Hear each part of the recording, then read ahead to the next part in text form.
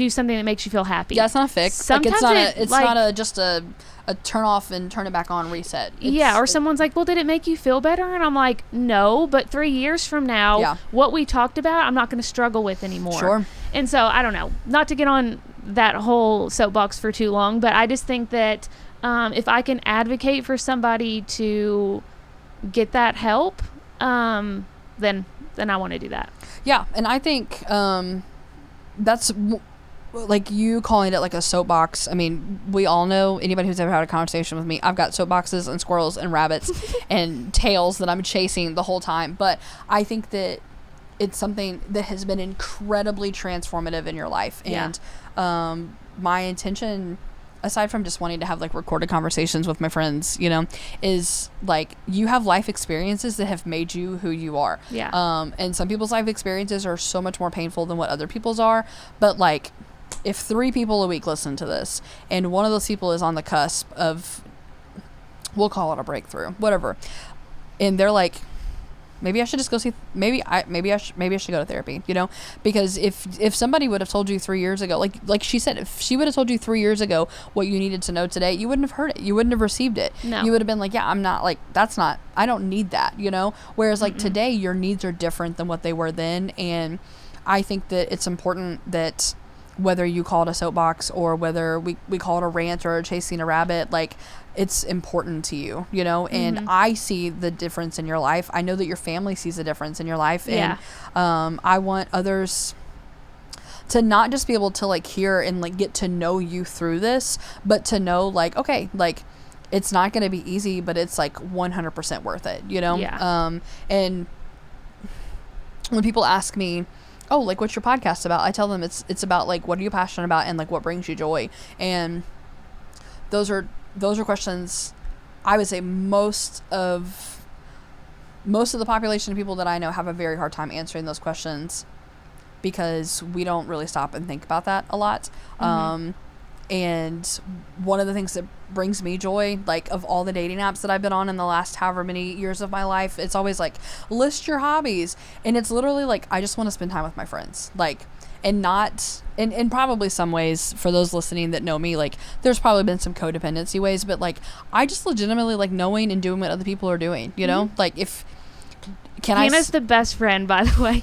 I will hype her up because, like, I don't have other friends that I graduated with 10 years ago because we ate Chinese food in your apartment, and then they still drive 2 hours to come see me. Like, Hannah's a really good friend in the fact that she, like, puts in the effort, and that she has shown me time and time again that she cares about me, and then that helps me feel comfortable enough to do a podcast like this, comfortable enough to do those kind of things. So I just had to hype you up. Thanks. I appreciate that.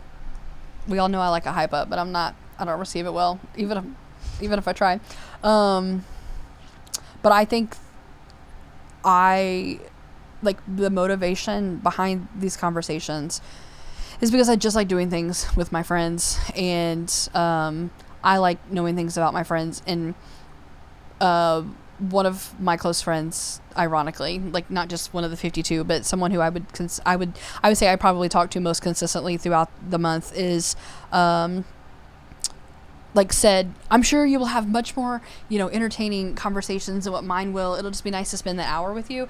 And I'm like, I think that you're entertaining. I think that you're enjoyable. Like, someone else will also think that you're entertaining and enjoyable. And I think that, like, it is not enjoyable for me to sit and think about, like, the pain and the grief that you have to sit with, and like, even just the small things, like us driving by earlier and talking about ice cream, you know what I mean? Like, nobody in the world except for our lactose intolerant friends are over here talking about how ice cream is a sorrowful experience for them, but they also haven't experienced what you've experienced. And so, like, I have a positive experience with ice cream every single time, you know? And so, like, maybe my positive experience with ice cream will help you have a positive experience with ice cream. This is also not metaphorical, y'all. Everybody has their triggers. Ice cream just might be mine. Has their triggers, you know? One of many. But I also think too, like, if you don't know these things about people, you know, like, you're not gonna know. Like, what if I would have been like, oh my gosh, I love that place, can we please go there? And you're like, yeah, let's go there. Like, yeah, first off, like, actually, I have a really bad memory there. Yes, like, and I'll tell you, like 10 years ago, Emily would have been like, I will absolutely make myself the 100% most uncomfortable of my life if that means that Hannah's going to get to go have a good moment. Yeah. I would have been like, absolutely, like, let's go, let's do this. But like now 10 years later that you are in a place in your life where you can communicate that, yeah, not like just advocate for like what's going to, like, draw a boundary of like, that's going to upset me. So there's a different ice cream place that I didn't have a triggering memory at. Yeah. Like, And I think that it's important, and not just like in the longevity, you know, like in the letters that I sent out to people, preparing them to sit and to talk with me. One of the things I'm like now drawing a blank on that I should know is like, I want to find a deeper meaning of what close friends mean, and like how we might all just be a little more fond of each other than we realize, because like I'm single. Everybody in my life knows that I'm single. It's probably taken, I don't know, the last 3 years of just like some growth and acceptance and joy in being single, that I'm like, there are like good things of this, you know what I mean? And like, not to like, Christians really like to throw each other under the bus, but like growing up in a Christian world, like your job is to like get married and to like be fruitful and multiply. And so there's this feeling of like, well, if I'm not doing that, like, am I really a whole person? And I'm like, yes, you are. We don't have time to get into that. But I'm so thankful that like I get to be single at this part in my life, because like I get to go and see my friends, you know? Yeah. And I'm not saying that like, oh, when you're married, like you can't do that, but like you have an obligation to a person, a joyful obligation, a commitment obligation, but that I have like the gift of being able to go and to be a support to people. And ironically through that, there's also been, I've moved away from the codependency side of things, where I've been like in the past probably thinking like, well, I have to make sure that I go see Emily, you know, at this time of year, and that we do this together. Whereas now it's just like, I know that I will see Emily. Like, I know that we will make time to connect with one another. I have like several friends that are out of state that are all going to be on this podcast. And I had no doubts sending those messages to those people. Whereas like 3 years ago, if I would have tried to do this, I would have been so insecure about like, well, they live so far away, and like, what if it doesn't work out? And today I was like, yeah, I think I'm going to fly to Waco and just stay at an Airbnb for a couple of days. I love it so much. You know, and it is like, I don't know how to explain it without it just sounding very condescending, but like, finding the people to ask to be on this podcast for the initial, we'll just say, surge, was super easy for me, because because you're a good friend. Oh my gosh. It's because I feel loved by these people in my life. And the hardest part about this has just been getting like to find time to schedule to meet with people, because people's lives are crazy. But I also am just like, these people are saying, like, they're saying yes to this, you know? And I'm super humbled by it. But I also am like, I'm just having a conversation, you know? And that's been the part of this that I think that's maybe just been the most fun, is that I'm literally just having a conversation with a friend, and they're telling a portion of their life that someone else may relate to. Somebody may never relate to anything that you say, but like, you're still sharing it, you're putting it out there, you're being vulnerable, and people are able to pick that up and run with it. And because this is one of like the first of many podcast recordings that I've done, I may look back in 6 months and be like, man, like, we didn't hit anything that we're talking about today. But I think that that's also like, I don't think that it's a coincidence that the people that I've recorded up to this point, and now that they happened when they did, you know? Like, we had planned on doing this weekend together before I sent out the schedules for this, you know? And so all of that to say is that there is just something about like being intentional in those relationships, you know? And sometimes that intentionality has to start internally, and you have to be just a little bit selfish with your time and with yourself, so that you can be better for people around you. And I have a random thought. I don't want to cut you off. You might not remember this at all. I'm just wondering, do you remember there was a time, like you said, it's been 3 so years of you getting more comfortable and confident in the fact that like being single is like sure. a okay thing. Like there's nothing wrong with you because you're single. And we were texting about it, and you were just saying how you like it's a struggle that at that time it just made you really sad. And I texted you and I said that Jesus, who lived the most, you know, perfect, fulfilling life ever, never got married. Yeah. And you were like basically I have to get married if I'm going to have this like full life. Yeah. I was like, Jesus never got married. So it's like that isn't the like standard. Like getting married and having a kid didn't mean that you had this whole full life. Yeah. That is something that he's like ingrained in both of us to want and to care about. So there's nothing wrong with that desire. But I just think it's cool to think like every time I think like something must be wrong with me or something must be wrong with Hannah, it's like you can live a very like the perfect full life and you didn't have a spouse. Yeah. It has, I don't remember that specific conversation because you're probably not the only person who has like tried to like speak that over to me. But again, maybe it wasn't a lesson I've learned. It probably wasn't the time for me to tell it to you. It probably wasn't. And I think that it comes from something like just knowing someone. Do you know what I mean? When like you could probably be more honest with me today than what you could have 3 years ago because of where you are now and where I am now. Yeah. But I don't remember that conversation. I remember having those pieces of those conversations with several people. But you know, there are people in the church specifically that are like, oh, well, singleness is a gift. I'm like, you've been married for 52 years from the same person that you knew when you were 18 years old. Like, what is that, like, what does that gift mean to you? You know, like when somebody tells like kind of like an off-colored joke and you're like, why is that funny? And they can't give you an answer for it. It's not that I don't want advice from people who are wiser than me, but like, you've never been single, Patsy, you know, like please don't tell me how it's a gift, because you may or may not enjoy your husband anymore, but like I am enjoying my life, you know, like it's just such a funny comment. Sorry, Patsy. Like, you know, I don't even know a woman named Patsy that's been married for 52 years. I'm glad years. you don't. If I did, that'd be really awkward. I told somebody recently though, I was like, I just really love my life and I'm not in a hurry, and I do feel like that desire, you know, like I just told my best friend the other day, I was like, I don't really believe that God gives you the desires of your heart anymore. And she's like, all right, well, let's just unpack that. And I was like, no, we don't have time for that. Like, this is a text message. We're not having that conversation right now. But it really is just like, I do have a desire to be a wife and a mother.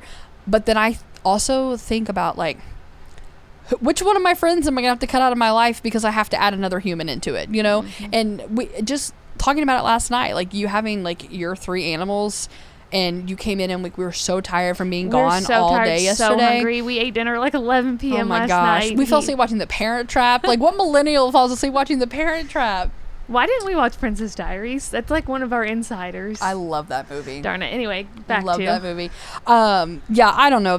I think just the concept of. Oh, but I walked in my house and I was just like, oh, I'm so hungry and tired, but I have 3 kids to take care of. Yes. Not actual kids. I don't even know that I said the word kids, but I was like, we were so hungry. We're like, we're going to get home, take a nice showers, heat up our dinner, and like watch Parent Trap. And I walked in the door. I was like, oh, wait, I forgot I have three people to like feed, let out. One of my dogs is in a diaper. I need to change her diaper. Like, we have 2 dogs in the house that don't like each other. Yeah. It really, like, I see that gifting in the fact that like I don't have those current responsibilities. Yeah. Not that one of these days like I don't want those. Want that, but like what I get to do right now, I love it. Like, and I don't believe, and I know that this is not even what this is about, but like I don't believe that getting a husband means that I have to then cut friends out of my life. But like, your priorities change. Like, and I want them to change. Like, this is not a desire just so I can check it off of a list. Like, if I'm getting married, this guy's going to be awesome. Like, I'm going to want to spend time with him. But that also means that my capacity for the friendships of what they currently exist will not be the same.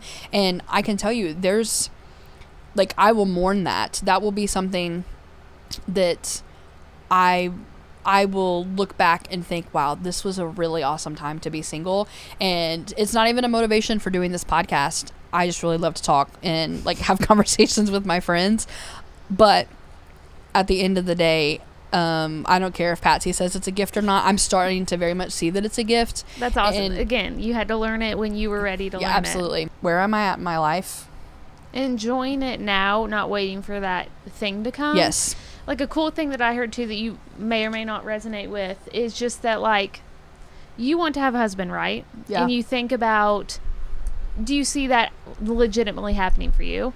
So you think about these kind of questions, and if you're like, that's something I legitimately see happening for me, and you have this, like, trust in God that might happen. Yeah. You know, obviously we don't know God's plan, and whatever it is going to be better than what we are like, yeah, he's definitely going to bring me this desire. But let's just say that you're like, I really genuinely feel like I am going to get married one day, that I'm going to have this husband one day, and that you trust God that that's going to happen, and that until that happens, like, this is a metaphorical, you know, situation, that you know that you're going to get married one day, and that you trust that God will bring that to you one day, then until that gets there, all you have to do is enjoy where you are now. Sure.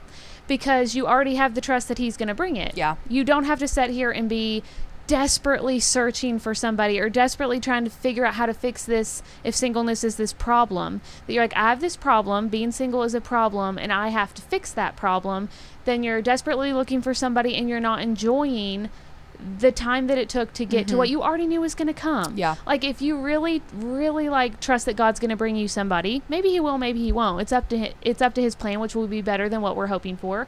But if you really think that that's going to happen, then you don't even, like, you just trust that he's going to bring it, and you enjoy that. Because it hasn't happened yet, you just enjoy where you are now. It's not like you're in this season of a mistake or of a problem to fix. Like, you can trust that if he's going to bring it, he's going to bring it, and then enjoy where you are now without stressing about it. Like, I think that's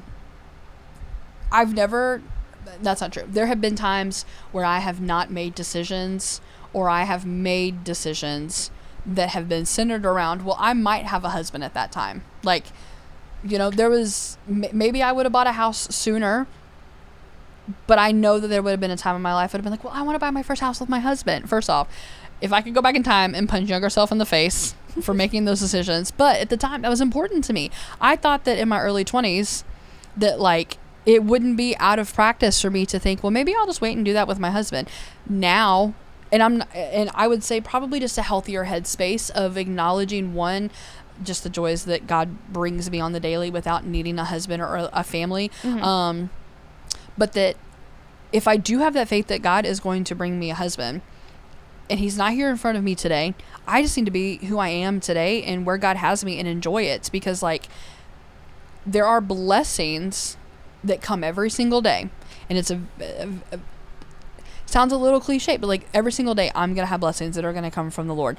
But if I am constantly looking at the things in my life that I don't have, I'm not going to see those blessings. 100%. I also may not be the person 5 years from now that I'm we'll just say supposed to be, with, like, air quotes around it, supposed to be, if I am too busy worried about who I'm going to be in 5 years from now, you know, or who I'm going to be with, or if you're just what I'm going to be doing. On being a better version of yourself all the time, that's only a good thing. Yeah. And I think, and we've talked about this quite a lot this weekend, like, that mindset of, like, that husband person being that missing puzzle piece, as opposed to, like, he's bringing his own puzzle with me. Like, he's just an addition to my life. He is not the last piece or the piece that connects the next end of the puzzle. Like, I have my life, and I want someone with their own life to come into my life, and we make it one life together. Not he's just this little button hook on the end, you know? Yeah. I feel like we were coming full circle for a second, because when Hannah was mentioning earlier in this podcast that we were talking, and she was like, I was like, oh, I feel so passionate about that. And she's like, wait, save it.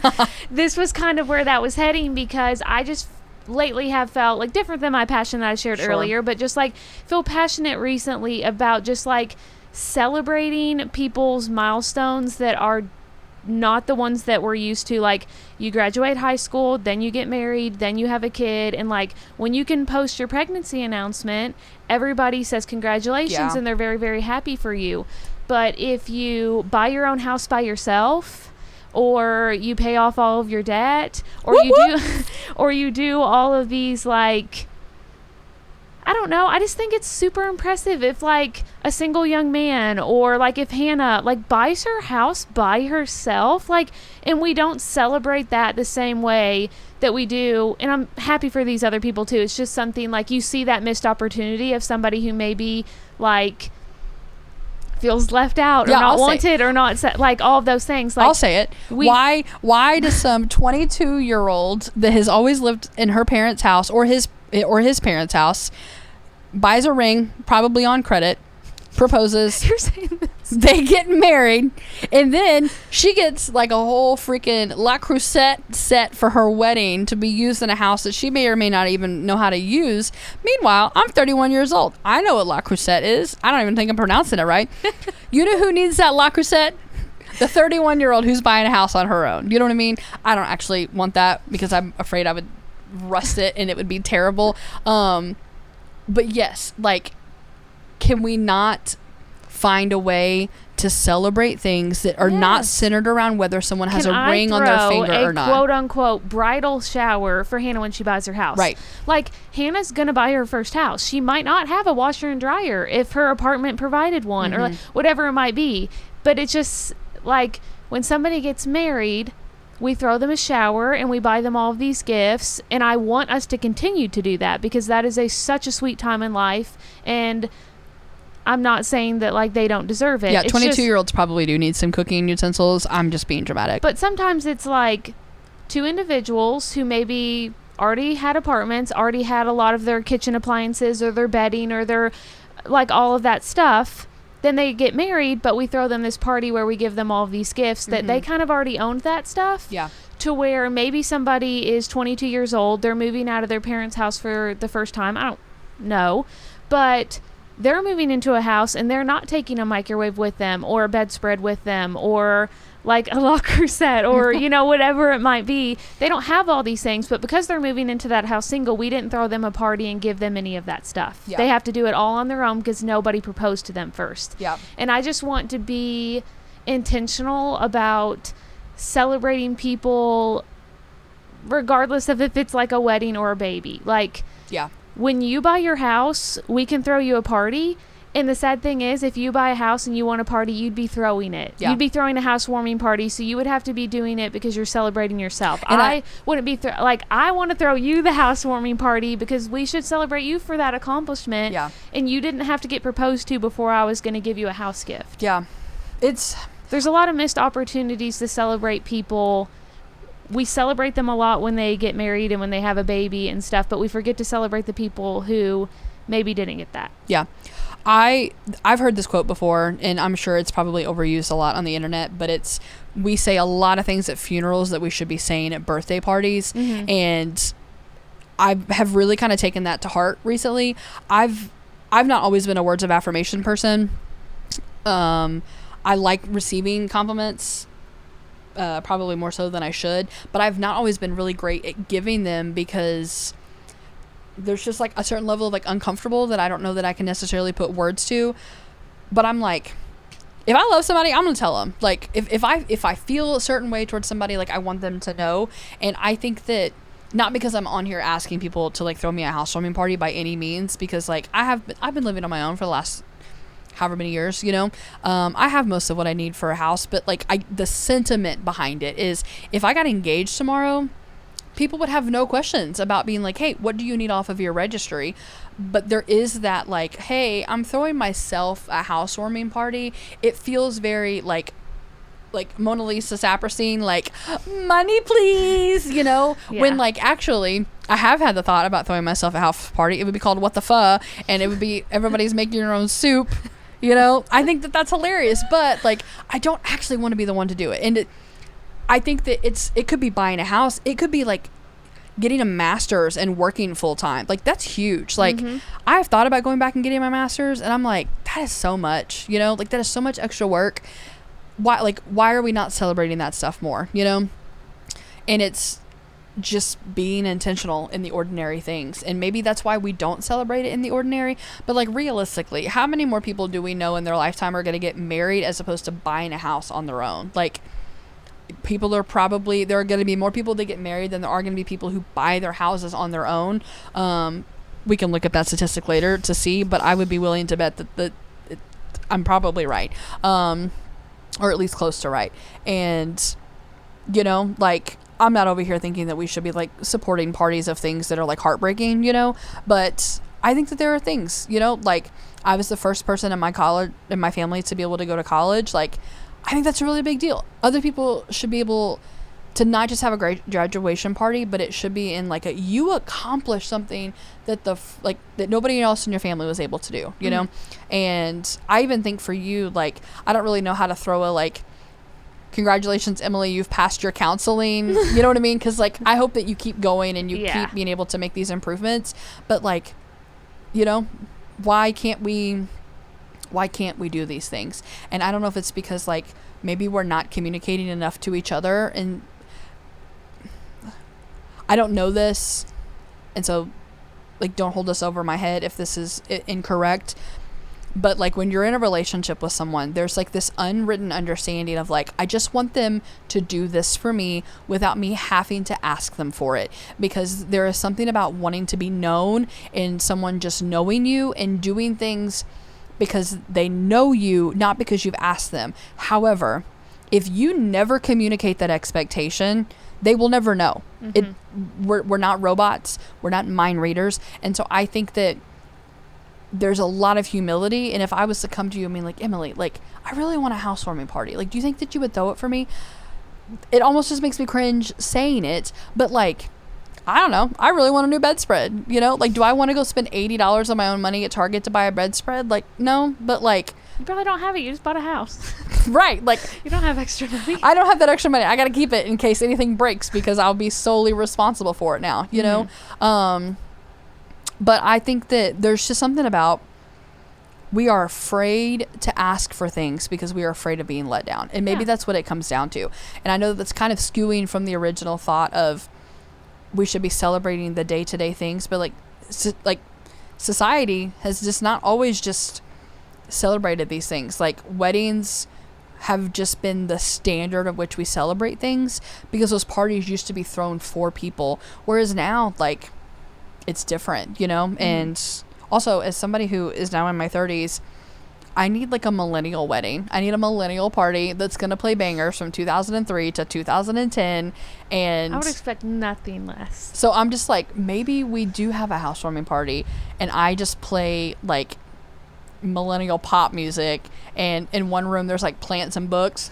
In another room there's, like, Jason Derulo, and then upstairs somebody is, I don't know, playing what's the Guitar Hero, you know, like, I don't know, like, just like this full, I don't know why I think I'm buying a 2-story house because that's not happening, but, like, I don't know. I have an idea. Okay, it's come to my mind. Oh my gosh. So you wouldn't have to ask somebody to throw you a housewarming party, but you clearly have at least 52 close friends. We're all good at something different. Yeah. You throw yourself a housewarming party, but I'm a graphic designer. That's my full-time job. I make your invitation. Yeah. You know, or I'll bake the cake. Yeah. You know, whatever it is, I can bake the cake and make the cake. Emily is multifaceted. Honestly, she could handle any aspect of this party, and I think creative stuff. The creative stuff. I do like the creative stuff, but like, I would be happy to be like, Emily, would you mind to bring a dessert? And would you mind to make an invitation? Yeah. Like, yeah, sure. But then you're like, okay, Sarah Jane, will you make a playlist? Hannah, will you do, like, you ask all of your friends. You picked the right person to make a playlist, just so we're clear. I don't know if you just threw that name out there. That was intentional. But sometimes I have a shared playlist with her, and I think about her picking the music on our drive back home from Florida last year, except for the hour and a half of Taylor Swift. She let me pick my favorites. She did so well. She literally, if I need a playlist, I'm like, I'm gonna go see what she's listening to. How long have we been recording? What is 3,112 divided by 60? That's why I do the creative and not the math. I think we're at like 50 minutes. Okay. But that's also we did some of that up front. And but so anyway, I think would we're just at say a good time. It's impressive if we've been recording for 3,000 minutes and I haven't brought up Harry Styles yet. Oh my gosh. So if Sarah Jane makes the playlist, she'll include Harry Styles for me. Oh my gosh, Harry's house. It'll be Hannah's house. That's the theme. Shut up. Perfect. I will make the invitation, and I'm gonna make the house turned upside down with you in the little picture, like his album cover. Up. Perfect. We're literally doing this. We just planned when you buy a house, when this happens, we're having a housewarming party. I'm making the invitation. It's going to look like Harry's house, but I'm going to put Hannah's house. I'll design your living room flipped upside down, and I will bring a cake or whatever Parisian dessert that you would like. Oh my And then ask gosh. any of your other friends that you know are like, you really like putting together charcuterie boards. You really like, whatever you want it to do. You can't come, but you could watch Suki so she's not freaking out. Or like whatever the situation is. You have all of these friends that we could all support you in a little bit of a way. Yeah. And you would be throwing the party, but we would be happy to help. Yeah. And you could just utilize our like little talents that we have. Yeah. To help you throw it. That's true. I think that I think it could work. I think it'd be fun. For those of you listening, you're invited. Even if I don't know you, show up. Bring something with you. Yeah.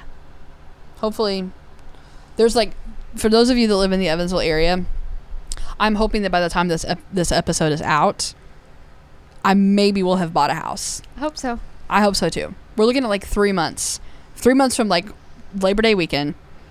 I would like to at least be like in a contract with somebody to buy a house. But I don't know. It may not happen. It may be really funny to like circle back to this episode and at the end be like, she bought a house. Yeah. And like post it. I don't know. It may not happen. But for those of you that if you are listening and you do hear this, and sometime in the next 3 months, Hannah's looking for the house. Somewhere Lorraine. She has a realtor before you come. I do. I have a realtor. Go ahead and back up. I don't need your realtor plugs. I have a realtor. We're signed. We are contractually bound for 365 days in the state of Indiana. I'm looking somewhere west of Van, east of 41, north of Covert, preferably the Lloyd to Washington, aka just south of that in Presidents or Lorraine Park. Honestly, anywhere in that. I'm not going to drop my budget on here because that's a little grotesque, but I work for the government and I'm single, so just put that budget together in your head. Oh my gosh, Hermione made an appearance. She is the prettiest cat. Suki just tried to jump on the bed. Anyway, I think you're right. I think that pulling together the resources that I have of the people who love me, is probably not a bad idea. It just feels, maybe I just don't enjoy asking people for help is what it is. It's common. It is pretty common. I'll tell you though, acts of service, I love acts of service. Somebody's going to do something for me without me having to ask. I'm going to fall in love with you real quick. So, so kind. All right. Well, I have like other versions of like questions that we worked through this. And when I was asking people, as I've mentioned, whether they wanted information at the time of or the time after, some people like the response was like, I need as much information up front as possible. Other people are like, hit me, fire away. Emily said, I need as much information up front as I possibly can. Honestly, though, if you'd had 3 options, I'd have been in the middle. It was like, I need all information possible. Or like, hit me with a wild card. I'm like, somewhere in the middle. Yeah, I feel like I probably could have put one. Because honestly, I'm gonna probably do a wild card for everybody. Just because I like to have it in the back pocket. But I gave them instructions before this. I was just like, here's the thing. You're gonna prep ahead of time by just looking over these questions and seeing how you feel about them. Don't stress because you're just having a conversation, and then don't stress again, and then like come prepared to ask me, to throw me something. But I do feel like we've kind of touched on this a little bit, and maybe this wouldn't have been something in the past that like you would have been super confident answering. Mm-hmm. But I wanted to know, like, what do you love about yourself, and is that something difficult that you find being able to answer?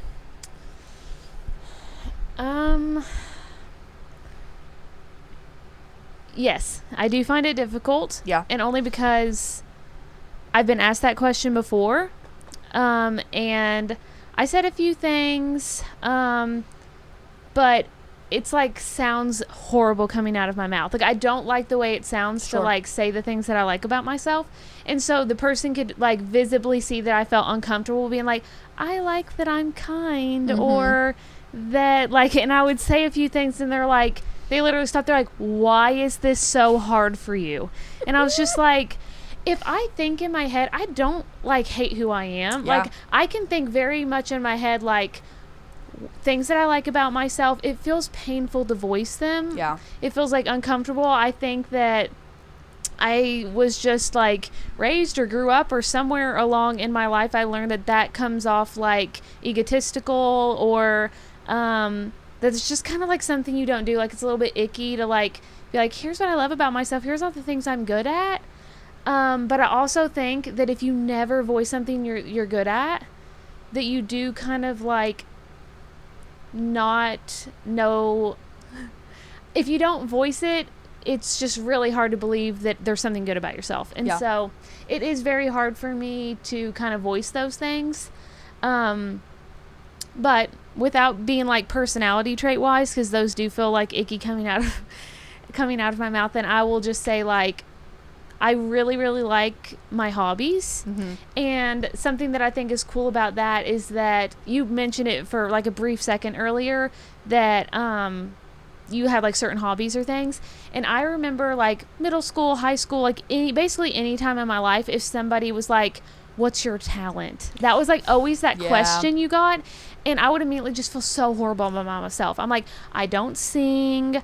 I don't have this like quote unquote talent. I did not play sports. Like I couldn't go to and be like, I'm really good at volleyball, or I can sing at church, or like I didn't have any of the like things that I even saw some of my friends being able to do that I considered like they have this talent. And I was like, I don't have any. So that probably meant I was like less caliber of a human as somebody else who had this talent. And I kind of grew to like just think less of myself because I didn't really have a talent. And so I think that something that I actually really like about myself now is that I feel very confident in like the things that I like to do. Like I don't shy away from being like, I really like to go thrifting. I really like to bake. I really like to decorate my house. I really like to garden. A lot of these like hobbies that I like to do, like I feel very confident in, all of those kind of things. And that feels just like really nice and freeing to just be like proud of the little things you do, whether it's like, oh, I grew flowers this year, or I tried making French Madeleine cookies, and just little stuff like that. So I think that's the kind of little stuff that I'm like, I really, really still need to work on, like being able to talk about who I am, like in my soul, that I'm proud of. But at least where I'm at now, that I've grown confident in being like, those little things that I like to do are enough. I don't need to be able to like sing and play basketball or like do those things to be like an important, valuable person. Like I can like go thrift or be a good sister or like do all of those little things, and those are kind of like enough for me. Finally.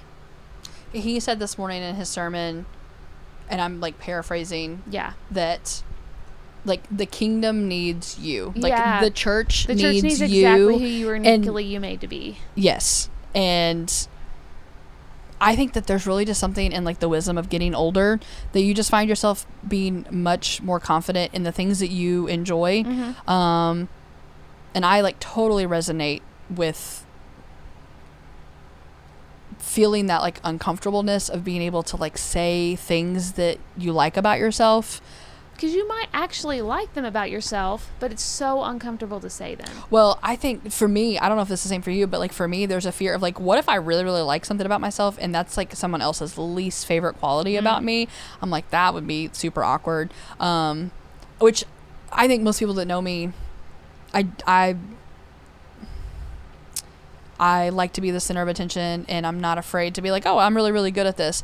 But there's something about like just those like really like intimate, like, am I good at this? Like I start questioning, like, am I good at this? Is this something that other people are going to care if I'm good at, And as I've gotten older, I think I've probably just maybe even just become like more jealous of like the fact that like you can sew, and can you sew? Yeah. Barely. I'm trying to learn. Right. Again, like you don't have to be the best at it. Yeah. Like you're just I actually don't know how to cook and bake most things, but I really like it, so I act like I'm like, this is my hobby, but it's like I'm kind of trying to learn. Or I tell people I paint. I don't paint. I do paint by numbers. But I enjoy it so much, and they turn out really pretty. It's a hobby. Yeah, like I don't think that a hobby is something you're supposed to be over here like setting your life path on. No. You know, like. Some of the things that are my favorite things to do, I'm not necessarily like that good at. That's why I feel like it wasn't a talent. I didn't have to like, it doesn't have to be a talent. It's just something you really enjoy doing and that like you're good at it, but not like you're the pro. Yep. You don't have to be number one at it. I think as someone who was the kid who like was the athlete and had the friends and was never told. You can also sing. Like, I don't know if people know that.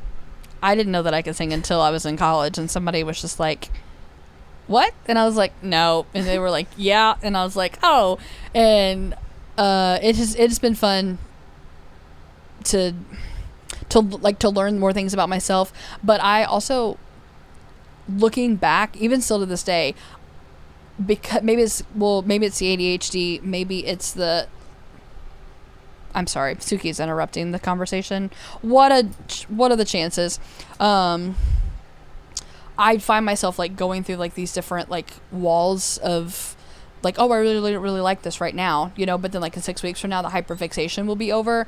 But I also have had issues in the past with not wanting to do something if I'm not good at it, and realizing like that's not what a hobby is. Like a hobby is just something that you enjoy. And I think that there are lots of things about you that people really, really love, and I think that at the end of the day it's important that like you love the things about you that you think that you need to love, if that makes sense. And you being able to like confidently be able to enjoy your hobbies and just know that you enjoy them for the simplicity of enjoying them, and not because you're like trying to show off to anyone is huge. Because as an adult who thinks way too much about how other people perceive me on the regular, being able to have those moments where I'm just confident in what I have and know that you're also having like those same moments of confidence is really cool. So I think that everybody should have conversations like this with their friends. Maybe not recorded, but I think that they should just have like structured. Oh my gosh, this dog is driving me nuts. Maybe I should have a video set up when I'm recording these. See Suki right now. Hermione is one of the prettiest cats I've ever seen in my life. Number one. Number two, Suki, her leash is wrapped around my foot so that she can't run away. But her little terrier self cannot handle the fact that Hermione is just out of reach. And so she keeps trying to jump on this giant bed and she just can't do it. Anyway, I think that everybody should have conversations like these with their friends. And maybe people do. I think that for the most part I have pretty intentional conversations with people, but then it's the being able to like sit and make time for it and be intentional. And like we said at the beginning of this, and I think we'll notice this with each episode that I record, like it feels weird trying to conjure an authentic conversation, but all you need is like a framework. All you need is a framework of being able to say, these are what we're going to talk about, and this is why it's important to me, you know? And it's been really great. Not just getting to spend this weekend with you, but like to have this conversation, and know that like this is just who you are, you know, and like you getting to share a piece of who you are with people who know me that now will know you to some extent, you know. And it will be really cool for me to listen to the other episodes as well, because you'll be like, oh, my friend Emily, or oh, my friend this, and it'll be fun to be like, you talk about your friends very highly and like just people that you know, and it'll be cool to listen to their episodes too. And like I feel like I know them by name, but it'll be cool to watch that. I am really interested in how this helps me like better appreciate the friends that I have, you know, because the conversation that you and I had will be maybe similar to someone else's, but like not identical, you know, because like we are Christian women in our 30s who are currently like not married, you know. And so like that in itself is like a really unique perspective that I have like a couple of other friends who are the same way. And so like there may be other themes that follow with it. but like not all of them like Parisian cooking. Also, I cannot believe that we made it all the way through this. Harry didn't get mentioned till the end. And thrifting, you guys, if there are, I wouldn't say that I'm just gonna like throw a bunch of like lines together to try to describe Emily, but if you made one of those like word graph things where they like, I'm curious what you're about to say, where they measure someone's vocabulary and what they say. There's a lot of words, like any of her family members, those names would be really, really big on a word graph. But like thrifting would probably be one of the biggest ones. Like I joked with her the other day that I went through another friend's house and they didn't give me my tour. They gave me a house tour, but not a house tour on the house itself. They could have literally cared less about the house, but she gave me a tour of everything that she had thrifted. And so when I was telling Emily about this, she was like, oh, we're doing that when we get home. Like, absolutely. And then we didn't. We half asleep watched The Parent Trap and ate our leftovers. But I am just super thankful for our friendship and the longevity that it's had. And it's just easy, you know? Like, I agree. I can come spend an entire weekend and like there's never a moment of like, all right, well, what are we going to talk about next? It's like when do we stop the conversation? At what point do I drive home? You know? Yeah. So I hope that you all that have listened have enjoyed it as well. Emily is genuinely a delight, and I am sure that this will not be the last time that we hear from her. Next time we probably won't bring the animals, and so it may be a little less entertaining on that end, but it was really great chatting with you. Did you have anything else that you wanted to leave anybody with? Yeah, I had a question for you. Great. And sorry to bring up Mr. Styles again. Oh, bring it up. But his sister has a podcast that I really like, and it is called Good Influence. Okay. And at the end of every one of her podcasts, she asked the person that she interviewed 3 questions. And so I just thought it was a cool idea to kind of do it with you, ask you those 3 questions that she asked all of her guests. I don't know when this episode's going to come out, so maybe they'll be a little bit dated, but it'll be fine. So she asks all of her guests what's something that you would listen to, something that you would watch, and something that you would read. Like, recommend something for someone to watch. Ooh. Your favorite show. Something I would recommend for someone. And sometimes it's not, like, super deep. It'll be, like, the show they're currently watching. Yeah. Something like that.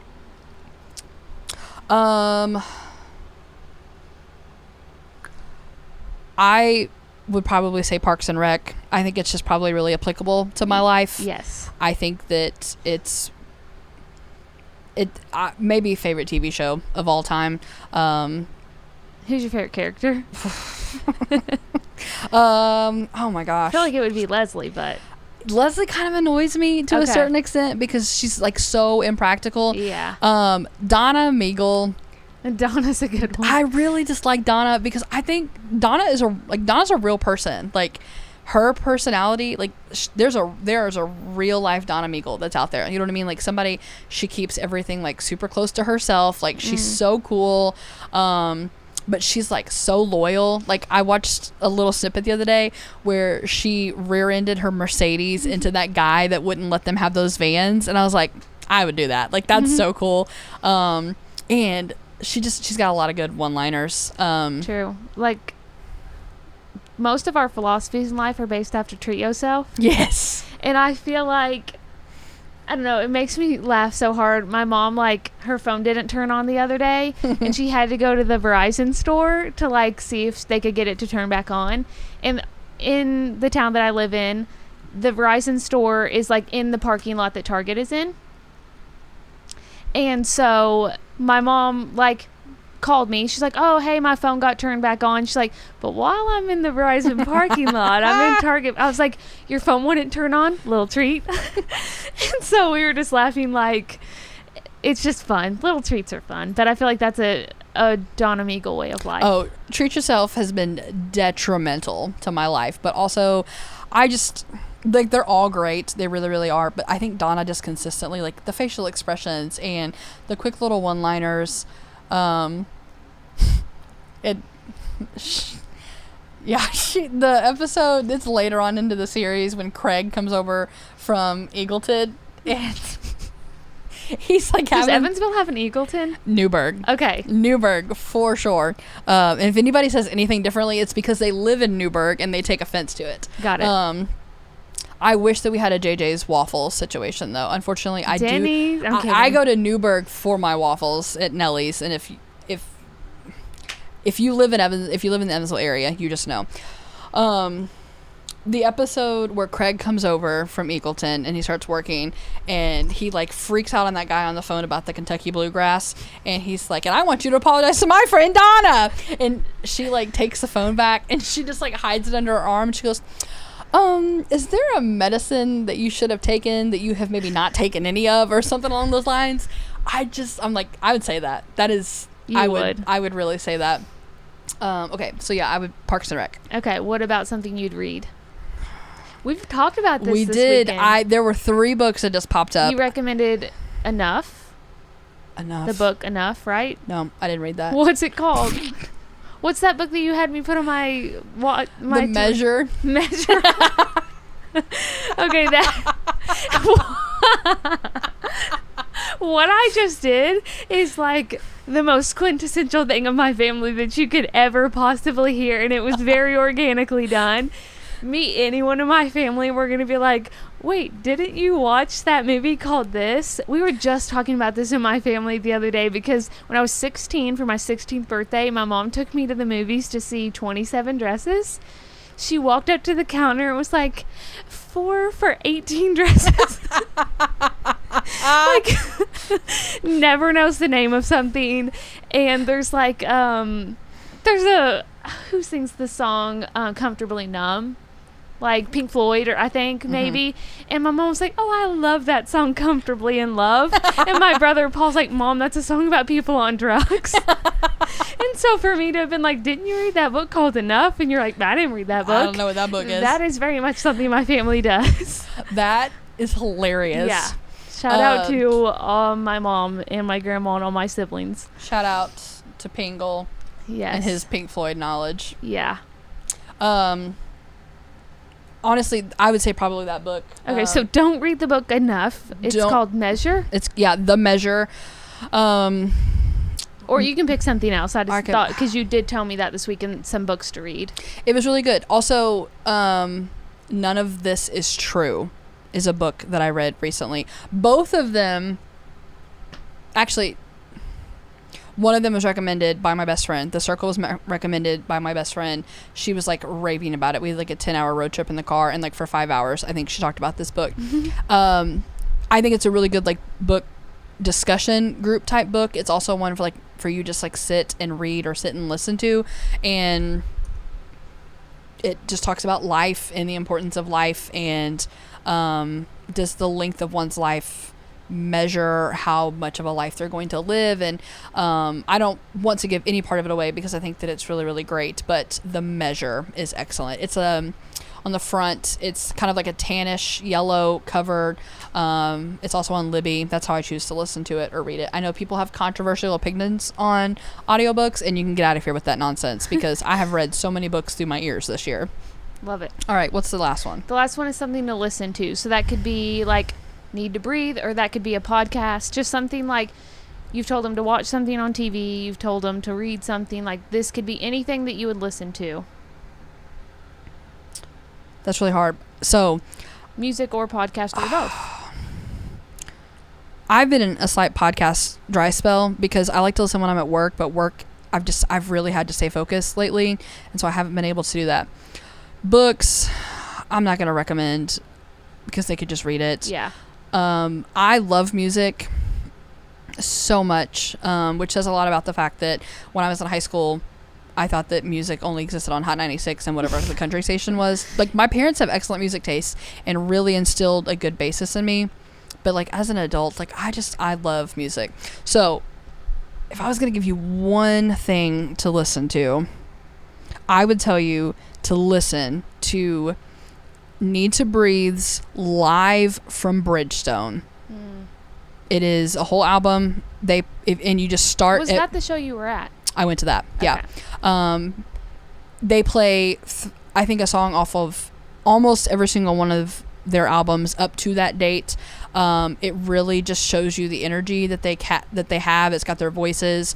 I don't think also that they sound super different when recorded versus live, and I have seen them many, many, many times. live at Bridgestone, Need to Breathe. I think it was October of 2021, if I'm not mistaken. So 2022. Last year was 2023. Yeah, 2022 live at Bridgestone. Good answer. I should give a shout out to them.